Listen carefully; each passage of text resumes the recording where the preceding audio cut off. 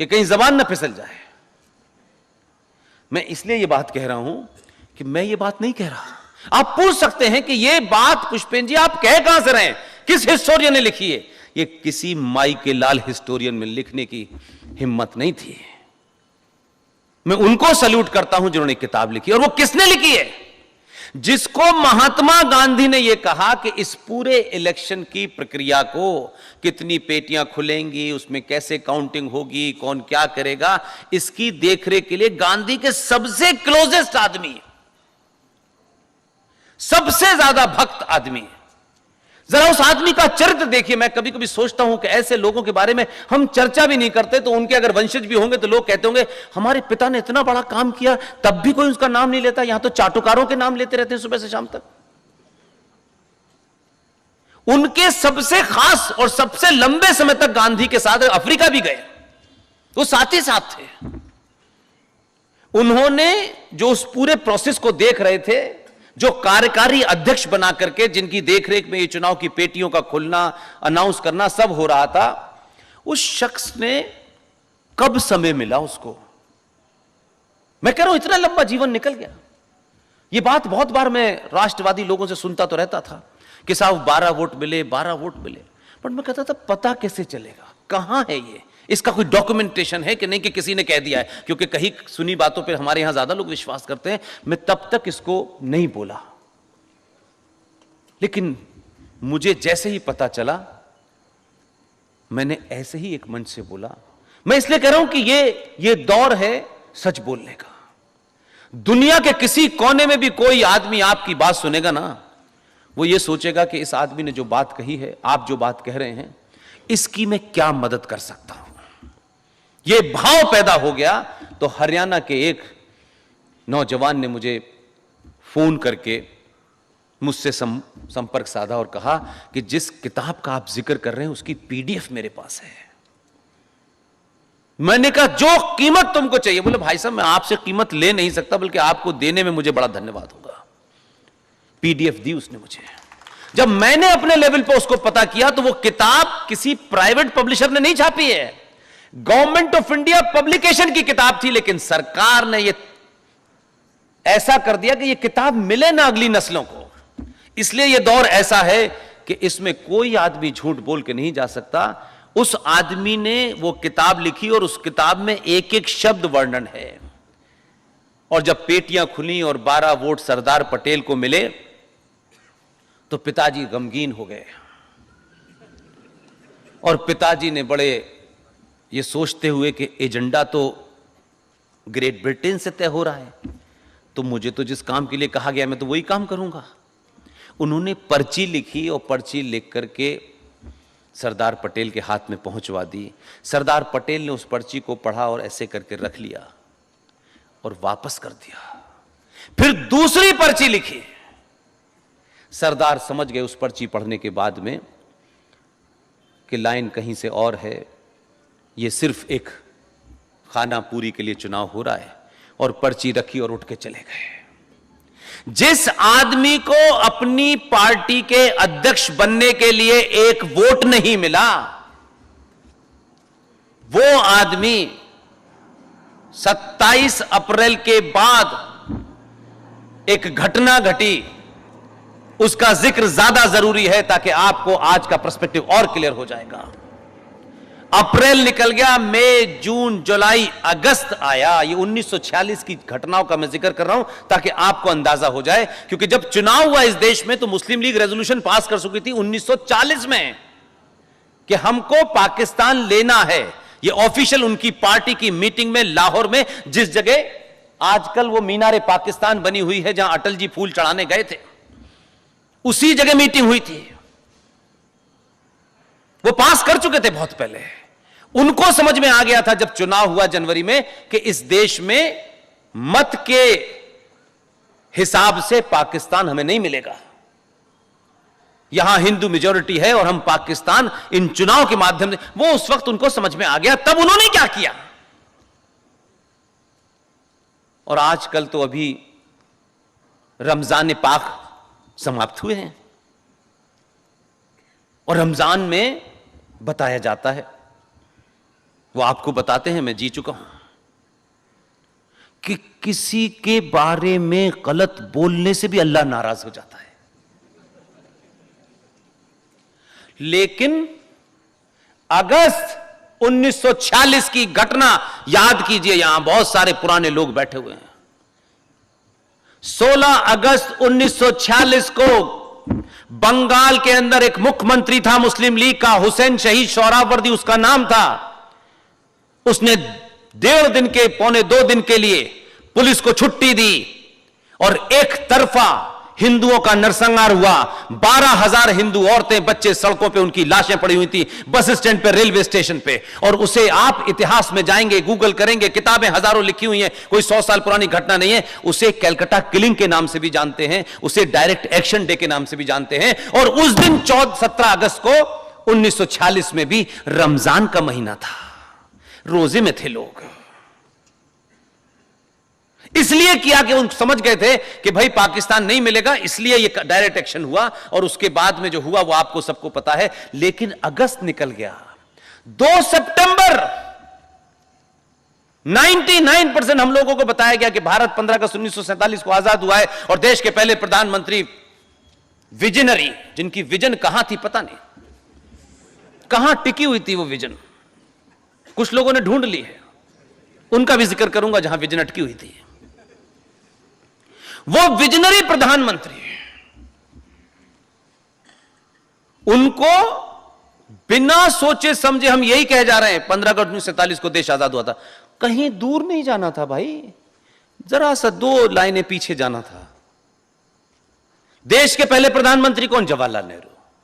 पूछो कब शपथ ली थी, बताते नहीं है। जैसे ही अगस्त की घटना हुई, बवाल यह हुआ कि इसको जल्दी करो, ऐसा ना हो कि हाथ से चीजें निकल जाए, क्योंकि तय हो चुका था वहां। 2 सितंबर 1946 को वॉविल द्वारा यूनियन जैक झंडे के नीचे किंग ऑफ ग्रेट ब्रिटेन के प्रति अपनी आस्था और निष्ठा प्रकट करते हुए जवाहरलाल नेहरू ने देश के प्रधानमंत्री के रूप में शपथ ली थी। और उस मंत्रिमंडल में जितने लोगों के नाम थे, वो लिस्ट यहां से किंग के पास गई कि हम इनको मंत्री बना दें। जब वहां से अप्रूव हो गई, तब आपका वो अंतरिम सरकार बनी। लेकिन देश जानता है कि 15 अगस्त 1947 को आजाद हुआ था, झंडा फहराया। और 15 अगस्त 1947 का दूसरा बड़ा झूठ आपके सामने रखता हूं, ताकि आप कभी, कम से कम कोई आपको कहे, आप उससे भले ही बहस करें न करें, लेकिन आपको पता चल जाए, आप अपनी अगली जनरेशन को गलत मत बताइएगा। 15 अगस्त 1947 को ताज्जुब देखिए, जो आदमी ब्रिटिश साम्राज्य का आखिरी वॉइस रॉय था, his name was Lord Louis Mountbatten. वो 15 अगस्त 1947 तक आखिरी वॉइस रॉय है, लेकिन 15 अगस्त 1947 की सुबह, जिसे हम आजादी कहते हैं, उस तथाकथित आजाद भारत का पहला गवर्नर जनरल बना। यानी जिसके पूर्वजों ने हमें मारा, हमें तबाह किया, बंगाल में 2-2 फेमिन आर्टिफिशियल क्रिएट किए, लाखों लोग मारे गए, क्योंकि ग्रेट ब्रिटेन में खाने के लिए गेहूं नहीं था, चावल नहीं था, तो यहां आर्टिफिशियल फेमिन क्रिएट किया और यहां से वहां भेज दिया गया। उन्हीं का आखिरी आदमी हमारा आजाद भारत का पहला गवर्नर जनरल बना और झंडा फहराया गया। तो झंडा फहराते वक्त वो आए थे विजनरी, वो कहने लगे बापू से कि बापू, माउंटबेटन बहुत दुखी है। तो पूछा उन्होंने, तो उन्होंने कहा कि अब वो यूनियन जैक उनके सामने उतारेंगे तो वो दुखी होंगे। तो बापू ने कहा, ये किसी और ने नहीं कहा। इसलिए मैंने कहा, बापू की उम्र इतनी है कि उनके नाम के आगे जितने जी लगा सकते हैं उनके सम्मान में लगाइए। बिल्कुल भी नहीं, मेरी कोई नियत दूर दूर तक नहीं है कि बापू की शान में मैं गुस्ताखी करूं। लेकिन अगर बापू ने जो कहा है उसे मैं सिर्फ इसलिए न बोलूं कि बापू बड़े थे, तो मैं जिंदगी भर के लिए इस दुख के साथ नहीं मरना चाहता। ये बापू के शब्द थे कि भाई अगर ऐसी बात है तो क्या तिरंगे के ऊपर किनारे पे यूनियन जैक को नहीं लगा सकते क्या हम? तब सरदार पटेल भी खड़ा हो गए और वो झंडा उतरा हमारे यहां पूरी रस्म के साथ, तब हमारा तिरंगा ऊपर गया। लेकिन आप चरित्र देखिए, आप कह सकते हैं कि हम बड़े समृद्ध लोग हैं, वो जो मुल्क है वो जाहिलों का मुल्क है, वो फलाना है, आप खुश रहिए। वो जो फिलॉसफी मानते हैं उसको ईमानदारी से पूरा कर रहे हैं, इसलिए वो ईमानदार हैं और हम बेईमान हैं।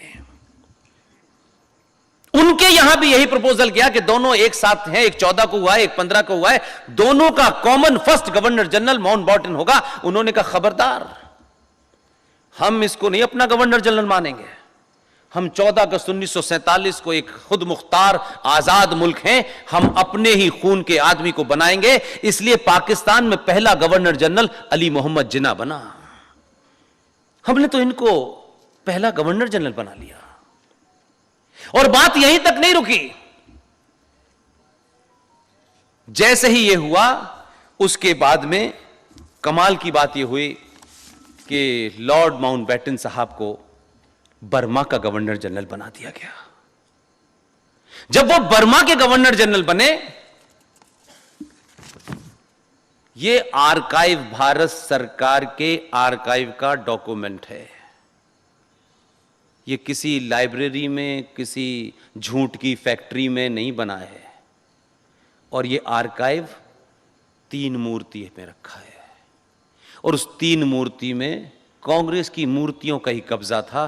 पहली बार हमारा कब्जा हुआ है। हमने कोई काम अनइथिकल नहीं किया। हमने कहा ओरिजिनल आर्काइव का डॉक्यूमेंट निकालो और दुनिया को बताओ कि तुम्हारे साथ कितना बड़ा झूठ हुआ है। और इस पे डेट पड़ रही है 28 अप्रैल 1948 और नीचे लिखा हुआ है prime minister of the dominion of India, PM of dominion of India to king. ये आर्काइव की चिट्ठी है। इसका ट्रांसलेशन बताऊं क्या है? ये 1948 की है और हम आजाद हैं।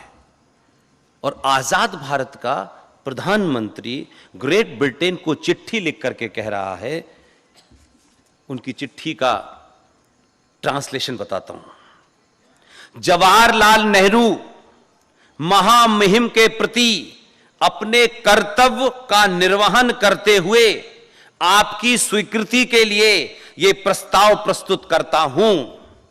भारत शासन के अंतर्गत मंत्रियों की नियुक्ति के लिए पश्चिम बंगाल के गवर्नर श्री चक्रवर्ती राजगोपालाचार्य को भारत के गवर्नर के रूप में नियुक्त किया जाए और इसकी अनुमति दी जाए।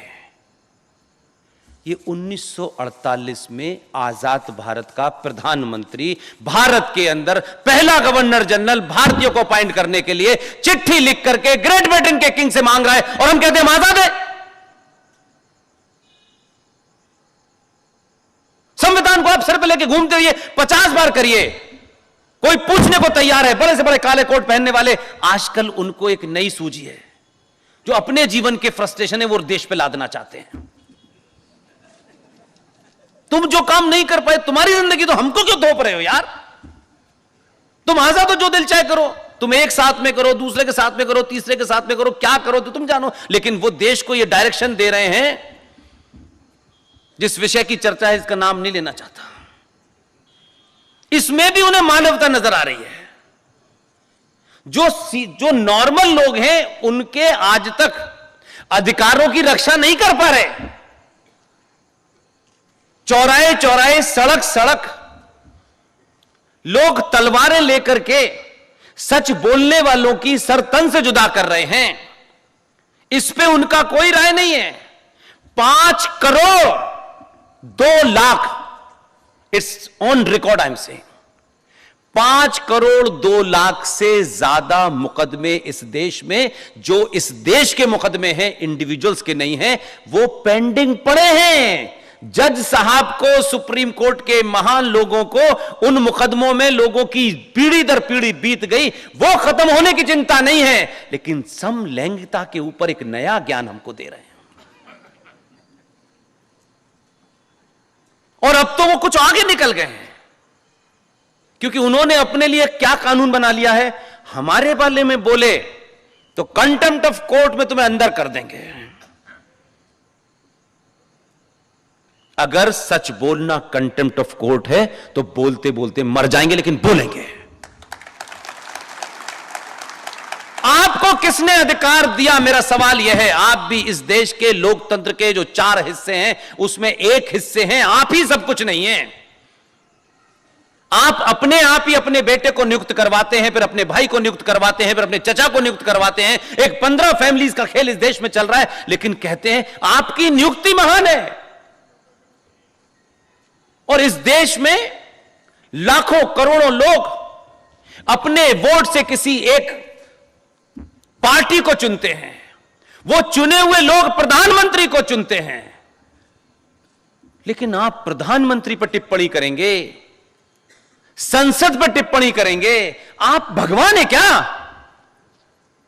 आप पे कोई टिप्पणी नहीं करेगा, आपको खुद मुख्तार है, आप जो दिल चाहे कहते हैं। ये इसलिए है कि हम सब खामखा डरे हुए, बेमतलब में डरे हुए।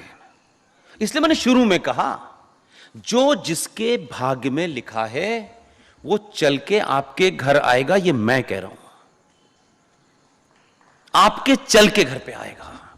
और ये बात मैं ऐसे नहीं कह रहा, मैं आज के दौर की मिसाल देता हूं। 1995 में मैं ऐसी चीजें अपने समाज के सनातनियों के उस डर को खत्म करने के लिए फेसबुक पे जो पुष्पेंद्र कुलश्रेष्ठ वेरीफाइड पेज है उस पे इसलिए डालता हूं ताकि किसी को यह ना लगे कि यह बात मैंने हवा में कही है। एक आदमी जो दिल्ली में शाम 4 बजे और 5 बजे जब प्रेस ब्रीफिंग होती थी कांग्रेस की और बीजेपी की, वो सिर्फ बेचारा कुर्सी लगाता था, कोई जानता भी नहीं था। उस पार्टी में भी बड़े बड़े फिरौन थे भाई, बड़े बड़े ऐसे थे, और वो नाक पे मक्खी नहीं बैठ सकती थी उनकी। हमने उसको उस दौर में देखा। गुजरात के अंदर केशुभाई पटेल का शपथ ग्रहण समारोह हो रहा था। बड़े बड़े तोप तमंची बड़े बड़े सोफों पे बैठे हुए थे। एक आदमी जमीन पे झोला लेके बैठा हुआ था। उसके चेहरे से देखो तो ऐसा लगता था कि जैसे बहुत बड़ी भीड़ में वीआईपी को देखने के लिए कोई गरीब आदमी खड़ा हो जाता है, छुक छुक के देखता रहता है। पैरों में बैठा हुआ था। जो कोका कोला का फॉर्मूला लेके मुंबई से चले थे, सरकार बनाए, वो रहे नहीं। और जो हिंदू सम्राट थे वो मौजूद थे। कोई बात नहीं करता था। क्या इंसल्ट होती होगी वो आपने नहीं देखी है, क्योंकि अब कॉन्शियस माइंड से लगता है अच्छा ये आदमी तो यहां था, अच्छा ये आदमी यहां था, अच्छा इसको ये बोला था। अब लगता है इस घटना ने मेरा विश्वास और दृढ़ कर दिया है। रथ यात्रा चली, हृदय हिंदू सम्राट निकले, ये हुआ वो हुआ। जिस आदमी को आपने पैरों में बैठने की भी इजाजत नहीं दी थी, वही दिल्ली में बैठा हुआ है। सबके गणित जो अंदर होते थे दिल्ली में, यहां भी इसकी सेटिंग उसकी सेटिंग, दो को तो ऊपर वालों ने बुला लिया, सब फिक्सर थे। मालूम है कि हमारी सरकार आएगी नहीं, बस इनका भी काम करवा दो, इनका भी काम करा दो, बस वही दुकान चल रही थी। इसलिए अपने पे भरोसा रखिए। आपका समय जिस दिन आएगा आपको पता भी नहीं चलेगा कि कौन एक बेवकूफ सा आदमी आपको वहां तक ले गया था, उन्होंने कहा यहां लाया है, उसके बाद आपको कोई और ले जाएगा। और आप कहां, उत्तर प्रदेश में जो आदमी बिना जेब के कपड़े पहने घूमता रहता था, पूछ नहीं चला कहां से उठ, अब अच्छों को कपड़े पहना रहा है। इसलिए मैं बार बार कह रहा हूं, भाग पे भरोसे का मतलब यह नहीं है कि आप जो कर रहे हैं उसको ना करें और चद्दर ओढ़ के सो जाएं। भाग आएगा, आपको ले जाएगा। सच बोलते रहिए।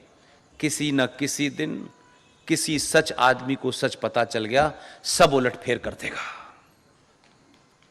इसलिए सनातनी हिंदू अपने अंदर सबसे बड़ा विश्वास यह पैदा करे, क्या हम